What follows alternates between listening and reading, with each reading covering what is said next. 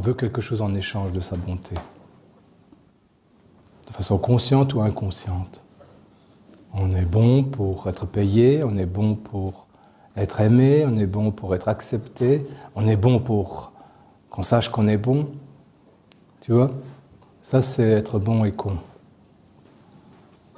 Dans tous les sens, et ça mène à la bêtise aussi. La bonté telle que nous la définissons est tout autre chose. Elle part d'un endroit de force en soi.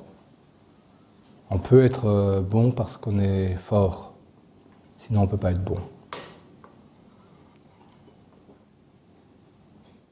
Tu vois, c'est comme les gens qui me racontaient à une époque qu'un chien dominant, il ne se met jamais sur le dos. Parce qu'il doit toujours montrer qu'il est le plus fort, il doit toujours rester debout, il doit renverser les autres.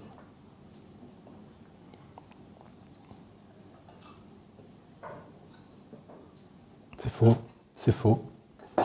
Un chien dominant, il est sûr de sa force.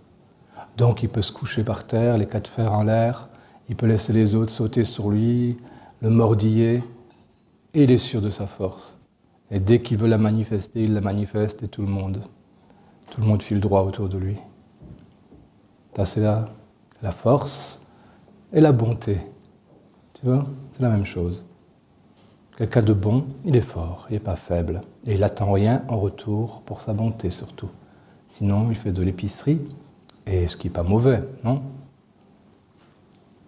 L'épicerie, c'est bien. Un temps. Pardon? Un temps, oui, bien.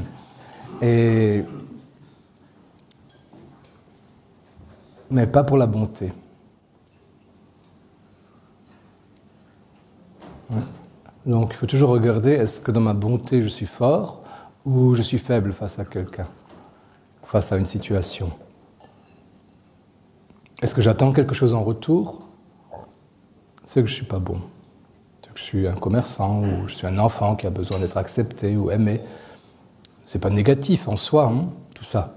Le fait d'être bon et de vouloir être payé. Le fait d'être bon et de vouloir être reconnu pour sa bonté. Mais c'est pas être fort. Tu comprends? Donc on peut être bon pour toutes ces autres raisons. Et la plupart des humains sont bons pour toutes ces autres raisons. Mais il faut chercher une bonté qui est de nature supérieure. Et celle-là, elle part de la force.